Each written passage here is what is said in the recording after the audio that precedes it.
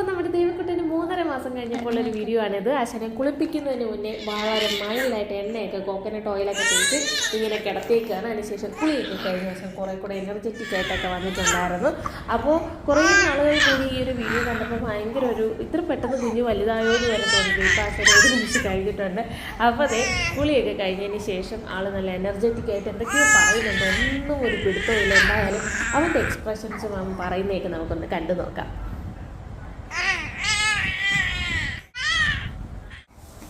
ഈ 3.5 മാസമൊക്കെ ആയ ആ സമയത്ത് ആശാനത് ഇതേപോലെ ക്ലോത്തൊക്കെ വെച്ച് ചെറുതായിട്ട് നല്ല സോഫ്റ്റ് ക്ലോത്ത് വെച്ച് ചെറുതായിട്ടൊന്ന് വായിൽ അവിടെയൊക്കെ റബ്ബ് ചെയ്ത് കൊടുത്താൽ ഭയങ്കര ഇഷ്ടമായിരുന്നു.